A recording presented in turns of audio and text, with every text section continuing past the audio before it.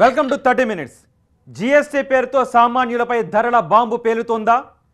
ప్రభుత్వం ఇంతగా ఉదరగొడుతున్న ఈ ట్యాక్స్ను చూస్తే వ్యాపారులు సామాన్యులు ఎందుకింత భయపడిపోతున్నారు?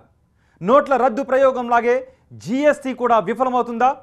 మోదీ సర్కారు తీరు చూస్తుంటే అందరికీ ఈ అనుమానాలే వస్తున్నాయి. ఈ సంస్కరణ సంపన్నులకు లాభం చేకూర్చేలా ఉందని, సామాన్యుల నుంచి పన్నులు పిండేలా ఉందని వస్తున్న విమర్శల్లో నిజమెంత? ఏ మాత్రం ప్రిపరేషన్ లేకుండా ఎగ్జామ్ రాసే విద్యార్థి ఎంత గందరగోళంగా ఉంటాడో, జీఎస్టీ విషయంలో మన అధికార యంత్రాంగం, వ్యాపారుల పరిస్థితి అలాగే ఉంది. మోదీ సర్కారు గొప్పలు పోతున్న జీఎస్టీ సామాన్యుడి బతుకును మరింత దుర్భరం చేస్తుందా అన్నదే ఇవాల్టి 30 మినిట్స్.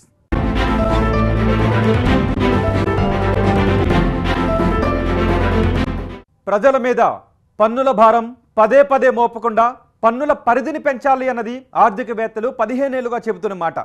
ఈ సూత్రాల మీదే goods and services tax GST పురుడు పోసుకుంది. చెప్పుకోవడానికి బాగానే ఉంది, కానీ ప్రాక్టికల్గా వచ్చేటప్పటికి సీన్ రివర్స్ అయింది. జీఎస్టీ ఇప్పుడు బాంబులా కనిపిస్తోంది. జూలై 1న ఈ టైం బాంబ్ పేలడానికి రెడీ అయింది. ఎందుకంటే జీఎస్టీ దెబ్బకు మధ్యతరగతి కుటుంబంపై అదనంగా 4,000 రూపాయల దాకా భారం పడుతుంది. ఈ భారం మోయడానికి మీరు రెడీయా? మన దేశంలోని వస్తువుల మీద, సేవల మీద విధించే పన్నునే స్థూలంగా జీఎస్టీ అని అంటున్నాం. తయారయ్యే వస్తువుల మీద పన్ను తగ్గుతుందని, సేవల మీద భారం పెరుగుతుందని ప్రచారం చేశారు. అసలు జీఎస్టీ అమల్లోకొస్తే పన్ను రేట్లు ఆటోమేటిక్గా తగ్గుతాయని ఇంతకాలం జనం చెవుల్లో ఊదిన మాట. పన్ను మీద పన్ను ఉండదని, ఒకే పన్ను విధిస్తారని, సంస్కరణ అంటే ఇదేనని ప్రభుత్వం చెప్పుకుంది. ఈ ఎకనామిక్ ఫార్ములా అయితే వినడానికి సొంపుగా ఉంది, కానీ నాణ్యానికి మరోవైపు సీన్ మరోలా ఉంది. ముహూర్తం ముంచుకొస్తుంటే వాస్తవం విరుద్ధంగా ఉంది. వస్తు సేవల పన్ను జూలై 1 నుంచి అమల్లోకొస్తుంది. 1,211 వస్తువులు, సేవలపై రేట్లు ఖరారయ్యాయి. జీఎస్టీ కౌన్సిల్ వారానికోసారి సమావేశమై డిమాండ్లకు తగినట్లుగా మార్పులు చేస్తోంది. కానీ మధ్యతరగతిపై భారం పడుతుందని జీఎస్టీ లెక్కలు చెప్తున్న సత్యం. ఉదాహరణకు, ఒక వ్యక్తి ఇప్పుడు 1,000 రూపాయల బిల్లు చెల్లిస్తున్నాడని అనుకుందాం. ఆ 1,000 రూపాయలపై ప్రస్తుతం 14.5% పన్నుపోటును కలుపుకుంటే 1,145 రూపాయలు బిల్లు కట్టాల్సి వస్తోంది. అదే జీఎస్టీ అమలైతే 18% కట్టాలి. ఆ లెక్కన 1,180 కట్టక తప్పదు. అంటే ఒక్క టెలిఫోన్ బిల్లుతోనే 35 నుంచి 40 రూపాయలు అదనంగా వసూలవుతున్నాయి. మన దేశంలో ఆర్థిక సరళీకరణ తర్వాత దౌడు తీసిన రంగం టెలికాం. భారత్లో ఇప్పుడు సుమారు 80 కోట్ల మొబైల్ కనెక్షన్లున్నాయి. అందులో 60 కోట్ల మొబైల్ కనెక్షన్లు యాక్టివ్గా ఉన్నాయి. ఈ లెక్కన కేంద్ర ప్రభుత్వానికి నెలకు 2,000 కోట్ల రూపాయలు జీఎస్టీ వల్ల వస్తున్నాయి. అంటే ఏడాదికి టెలిఫోన్ బిల్లుల వల్ల 24,000 కోట్ల రూపాయల పన్ను సర్కారీ ఖజానాకొస్తోంది.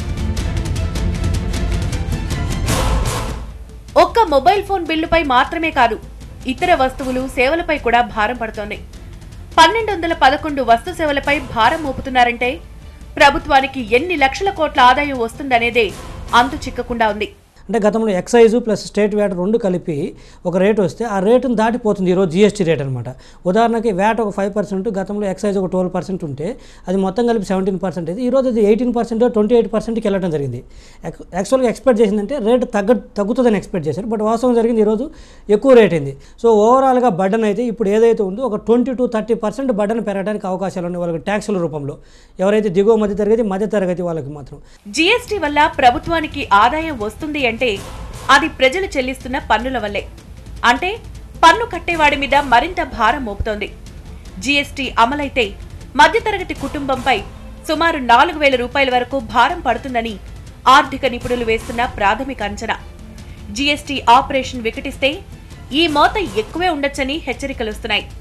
అంటే దేశంలో జీతభత్యాలు పెరగకుండానే మిడిల్ క్లాస్ పై 4,000 రూపాయల భారం జూలై 1 నుంచి పడుతోందని జీఎస్టీ చెప్తున్న పాఠం.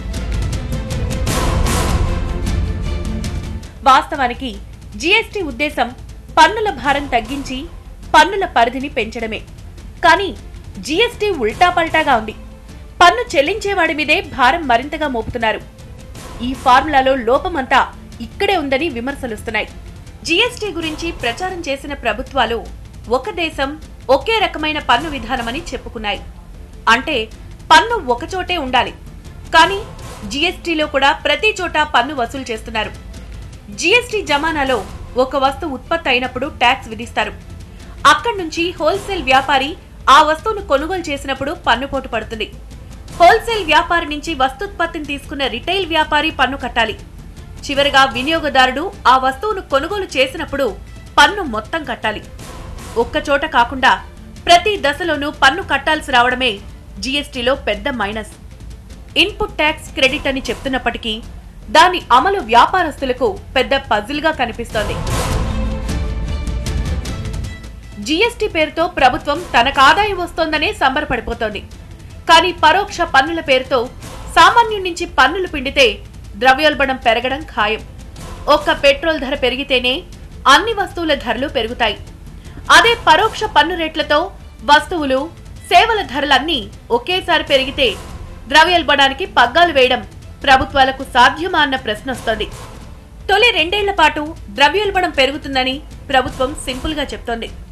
ద్రవ్యోల్బణం విషసర్పల్లా బుసకొడితే దాని తొలి ప్రభావం మధ్యతరగతిపైనే పడుతోంది. అసలు ఇదంతా చూస్తుంటే దేశానికి నిజాయితీగా పన్ను చెల్లిస్తున్న మిడిల్ క్లాస్ నడ్డి విరగ్గొట్టడానికి జీఎస్టీ వస్తుందా అన్న అనుమానాలు కూడా వస్తున్నాయి. జీఎస్టీ జమానాలో ఏ వస్తు సేవల రేట్లు పెరుగుతాయి, ఏ వస్తు సేవల రేట్లు తగ్గుతాయి. పన్నులు వేసే ప్రభుత్వాలు పేదలు, కింది స్థాయి వారిపై కనికరాన్ని చూపిస్తాయి. సంపన్నులపై కాస్త ఎక్కువ భారాన్ని మోపుతాయి. కానీ జీఎస్టీలో పూర్తిగా రివర్స్. స్వచ్ఛ భారత్ కోసం సామాన్యులు వాడే కమోడ్లపై భారం 28% పెంచి లగ్జరీ కార్లపై 40 నుంచి 50% ఉన్న పన్నును 28% తగ్గించారు. కాస్త మంచి దుస్తులు, మంచి చెప్పులు కొందామంటే మీ కాళ్లు విరగ్గొడతా అంటోంది జీఎస్టీ కౌన్సిల్. పరోక్ష పన్నుల పేరు చెప్పి సాధ్యమైనంతగా ఆదాయం పిండుకోవాలని కేంద్రం, వివిధ రాష్ట్రాలు భావిస్తున్నట్లుగా జీఎస్టీ కౌన్సిల్ తీరు చూస్తుంటే అర్థమవుతుంది. ఒకే దేశానికి ఒకే రకమైన ట్యాక్స్ అన్నారు, కానీ 4 స్లాబులు విధించారు. 5, 12, 18, 28% స్లాబులుగా పన్ను రేట్లను విభజించారు. ఒకే రకమైన పన్ను అన్నప్పుడు ఇన్ని రకమైన స్లాబులు ఎందుకని జనం మూకుమ్మడిగా ప్రశ్నిస్తున్నారు. ప్రపంచంలో జీఎస్టీని అమలు చేస్తున్న ఏ దేశంలోనూ ఇన్ని స్లాబులు లేవు. పైగా ఇంత రేటు ఎక్కడా లేదు. సింగపూర్లో జీఎస్టీ రేటు 7% ఉంటే ఆ దేశం ఈజ్ ఆఫ్ బిజినెస్ ర్యాంకింగ్ లో 2వ స్థానంలో ఉంది. మలేషియాలో జీఎస్టీ రేటు 6% ఉంటే ఆ దేశం ఈజ్ ఆఫ్ బిజినెస్ ర్యాంకింగ్ లో 23వ ర్యాంకులో ఉంది. న్యూజిలాండ్ లో GST rate 15%, is of doing business లో 1వ స్థానం. ఇక మన దేశంలో 4 స్లాబులున్నాయి. ఈజ్ ఆఫ్ డూయింగ్ బిజినెస్ లో మన ర్యాంకు 130. అంటే స్లాబులు ఎక్కువగా ఉంటే వ్యాపారానికి అనుకూలమైన దేశం కాదని ఈ గణాంకాలు చెప్తున్నాయి. మన జీఎస్టీలో 12, 18 స్లాబులే గందరగోళంగా ఉన్నాయి. ఉదాహరణకు 1000 రూపాయలు అంతకు తక్కువగా ఉండే దుస్తులపై 5% పన్ను విధించారు. అదే 1000 ఆ పైన ఖరీదైన దుస్తులపై 12% పన్ను అమల్లోకి రాబోతోంది. పాదరక్షల ధర 500 రూపాయలు అంతకన్నా తక్కువగా ఉంటే 5% పన్ను, 500 రూపాయలు దాటితే 18% పన్ను చెల్లించాల్సి ఉంటుంది. సరదాకి సినిమాకి వెళ్దామనుకుంటే మీరు అడ్డంగా బుక్ అయినట్లే. ఎందుకంటే సినిమా టికెట్లపై తొలుత 28% సర్వీస్ ట్యాక్స్ విధించారు. ఇంత భారీ ట్యాక్సులతో ప్రాంతీయ సినిమా బతకలేదని సినీ హీరో కమల్ హాసన్ తీవ్రంగా నిరసన వ్యక్తం చేశారు. దీంతో అరుణ్ జైట్లీ నేతృత్వంలోని జీఎస్టీ కౌన్సిల్ ఒక మెట్టు దిగొచ్చింది.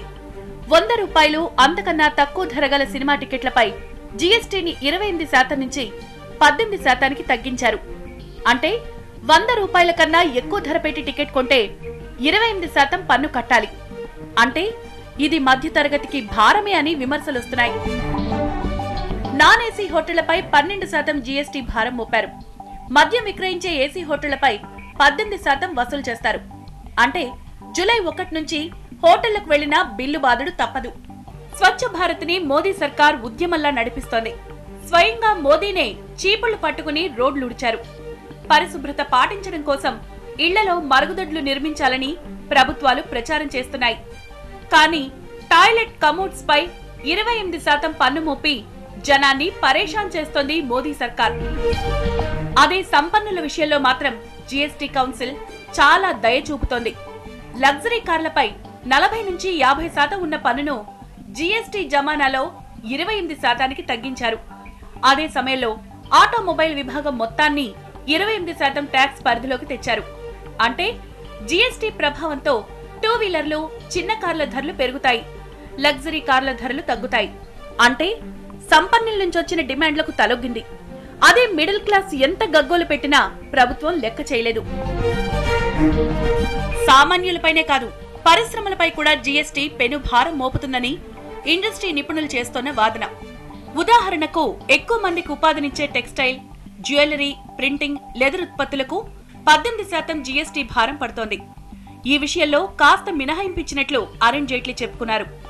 జాబ్ వర్క్ తో ఉత్పత్తి అయిన వస్తువులపై 5% మాత్రమే పన్ను వసూలు చేస్తామన్నారు. ఈ 4 రంగాల్లో ఒక వస్తువును తయారు చేసిన తర్వాత పన్ను మినహాయింపు కావాలంటే ఇది జాబ్ వర్క్ తో చేసిందని చెప్పుకోవాలి. అంటే ఉన్న భారాన్ని తగ్గించకుండా మరింత సంక్లిష్టంగా పరిస్థితిని మార్చినట్లు అర్థమవుతోంది. ఈ రోజు భారతదేశంలో జీఎస్టీకి అదనంగా వచ్చి చేరింది ఏంటంటే ఈ షరతులు, వీటి వల్ల మనం ట్యాక్సులు పెంచడానికి అంగీకరించి ఉండటం వల్ల జీఎస్టీ ముసుగులో ఆ ట్యాక్సులు పెంచేదాన్ని కూడా కలిపి చేస్తున్న క్రమంలో ఈ విధంగా ప్రజల మీద భారాలు పడబోయే జరుగుతుంది. కాబట్టి ఏంటి, వీళ్ళు జీఎస్టీ వల్ల జీడిపి పెరుగుద్ది, రేపు పొద్దున 2%, 1%, 1.5% పెరుగుద్దని చెబుతున్నారు. కానీ జీడిపి పెరగకపోగా ఈ రోజున స్థితిలో డిమానిటైజేషన్ కాలంలోనే పడిపోయినటువంటి స్థూల జాతీయ ఉత్పత్తి మరింతగా దెబ్బతినే అవకాశం ఉంది. జీఎస్టీ వల్ల పన్నుపోటును చిన్న సంస్థలు భరించలేవని ఆర్థిక విశ్లేషకులు చెబుతున్నారు. జీఎస్టీ దెబ్బకు చిన్న, మధ్యతరహా రంగాలకు చెందిన 20 నుంచి 30% సంస్థలు తుడిచిపెట్టుకుపోతాయని డైమెన్షన్స్ కన్సల్టింగ్ అనే సంస్థ అంచనా వేస్తోంది. మొత్తం మీద 4 స్లాబుల జీఎస్టీ విధానం సంపన్నులకు మేలు చేసేదిగా ఉంది. మిడిల్ క్లాస్ జేబుల నుంచి సైలెంట్ గా డబ్బులు లాక్కొనేలా కనిపిస్తోంది. అందుకే జీఎస్టీపై అటు వ్యాపార వర్గాలు, ఇటు ప్రజల్లో కలవరం పుట్టింది. మోదీజీ వింటున్నారా? రోజులు మారుతున్నాయి, అచ్చేదిని కాదు చచ్చేదిని వస్తున్నాయి. ఖజానా నింపుకోవడం కోసం మన పాలకులు అన్నదాతను కూడా వదలడం లేదు. వ్యవసాయం సంక్షోభంలో ఉన్న భూమిపుత్రుల మీద పన్నుల మోత మోపాలి అన్న దుర్మార్గపు చర్యకి తొలి అడుగు జీఎస్టీ రూపంలో పడుతోంది. రైతుల విషయంలో పాలకులది వెల్ఫేర్ కాదు, వార్ఫేర్ అన్నట్లుగా పరిస్థితి కనిపిస్తోంది. దేశానికి అన్నం పెట్టే రైతన్నపై పన్ను పోటు దేనికి సంకేతం? వ్యవసాయం మన దేశంలో 60% మందికి జీవనాధారం. అభివృద్ధిలో రాకెట్ స్పీడ్తో దూసుకుపోతున్న దేశానికి అన్నదాతే పునాదిరాయి. ఆర్థిక సంక్షోభాలొచ్చినా దేశాన్ని నిలబెట్టే శ్రామికుడు మన రైతన్న. కానీ అన్నదాత ఇప్పటికే కష్టాలు ఎదుర్కొంటున్నాడు. ఇప్పటికే విత్తనాలు, ఎరువులు, నీటి సమస్య, గిట్టుబాటు ధర, అతివృష్టి, అనావృష్టి, అప్పుల బాధల వంటి సమస్యలు ఎదుర్కొంటున్నాడు. అలాంటి రైతన్నపై జీఎస్టీ కౌన్సిల్ కన్నుపడింది. జీఎస్టీ దెబ్బకు ట్రాక్టర్లు భారమవుతాయి. జీఎస్టీ అమలైతే ఎరువుల ధరలకు రెక్కలొస్తాయి. వ్యవసాయానికి వాడే ఎరువుల మీద ప్రస్తుతం 5% పన్ను విధిస్తున్నారు. జీఎస్టీ అమల్లోకొస్తే 12% పెరుగుతుంది. అంటే దాదాపు రెట్టింపు అవుతుందన్నమాట. కానీ మళ్లీ ఇక్కడే ఒక తిరకాసుంది. ఎరువుల తయారీకి వాడే ముడి పదార్థాలైన అమోనియా, ఫాస్ఫరస్ యాసిడ్ వంటి వాటిపై 18% పన్ను వసూలవుతుంది.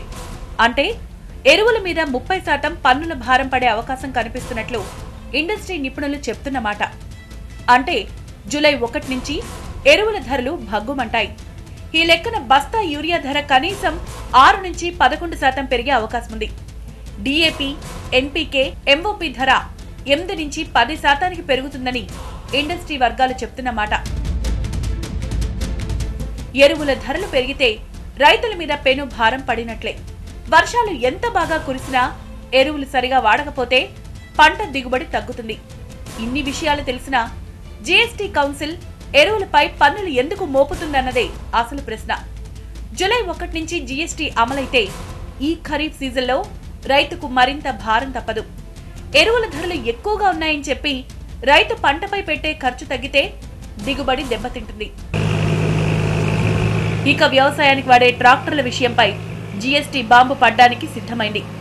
రైతులు మాత్రమే వాడే ట్రాక్టర్ని కూడా ఆటోమొబైల్ కేటగిరీలో చేర్చి 28% పన్ను మోపారు. దీనిపై దేశమంతా గగ్గోలు పుట్టింది. విమర్శలు వెల్లువెత్తాయి.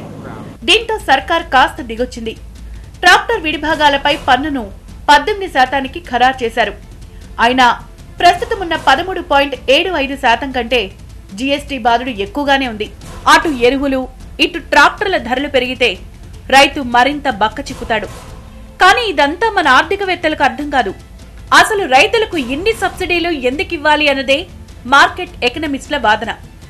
అమెరికాలో మనకన్నా ఎక్కువ సబ్సిడీలు రైతులకు ఇస్తున్నా పట్టించుకొని ఆర్థికవేత్తలు రైతుల మీద పన్నులు మోపాలని అనడం ఈ మధ్య తరచుగా వినిపిస్తోంది. దీనికి తగ్గట్టే వ్యవసాయదారులను జీఎస్టీతో కొడుతున్నారు. రైతులనే కాదు, వ్యవసాయానికి అనుబంధంగా ఇప్పుడిప్పుడే పుంజుకుంటున్న ఫుడ్ ప్రాసెసింగ్ రంగాన్ని జీఎస్టీతో కొట్టారు అరుణ్ జైట్లీ. చిన్నపిల్లలు తినే బిస్కెట్లను కూడా జైట్లీ అండ్ కో వదలడం లేదు. గ్లూకోజ్, ప్రీమియం అన్న తేడా చూపలేదు. జీఎస్టీలో భాగంగా బిస్కెట్లపై 18% పన్ను మోపారు. అంటే పౌష్టికాహారంలో భాగమైన బిస్కెట్ల రేట్లు భగ్గుమంటాయి. ఇన్స్టెంట్ ఫుడ్ మిక్స్లు, corn flakes, soup, jams, ice creams, పేస్ట్రీలు, కేకులపై 18% పన్ను మోపి నిరాశపరిచిందని విమర్శలొస్తున్నాయి. మొత్తానికి జూలై 1 నుంచి ఎక్సైజ్ సుంకం, వ్యాట్, సెస్ వంటివన్నీ తొలగించి ఒకే పన్ను విధిస్తున్నామని జీఎస్టీ కౌన్సిల్ చెప్తోంది. కానీ పన్ను రేట్లు పెరగడం మాత్రం నిఖార్సైన నిజం. కానీ ఇలా రేట్లు పెరుగుతాయని చెప్పకుండా దేశ జీడీపీ 2% పెరుగుతుందని మాత్రం డబ్బా కొట్టుకుంటున్నారు. 2016 అనగానే గుర్తొచ్చేది నోట్ల రద్దు. 2017లో జీఎస్టీ. నోట్ల రద్దు ఎంత బూమరాంగ్ అయిందో అందరికీ తెలుసు. వస్తు సేవల పన్ను కూడా ఫ్లాప్ షోగానే మిగులుతుందా? జీఎస్టీలో రిటర్న్స్ ఎలా ఫైల్ చేయాలో వ్యాపారులకు తెలియదు. రిఫండ్ ఎప్పుడొస్తుందో అర్థం కావడం లేదు. ఈ ధరల దెబ్బకు మిడిల్ క్లాస్ ఖర్చులు తగ్గిస్తే ఎకానమీ డీలా పడిపోతుంది. పన్ను పరిధిని విస్తరించాల్సిందే పోయి పన్నుల మోత మోగిస్తే దేశానికి లాభమా నష్టమా అని ఆలోచించే స్థితిలో మాత్రం పాలకులు లేరు. ఖజానా నింపుకోవడానికి పన్నులు పిండాలి. జీఎస్టీ వెనుక ఉన్న అసలు ఎజెండా ఇదే వాటి 30 minutes. తాజా సమాచారం కోసం చూస్తూనే ఉండండి టీవీ 9.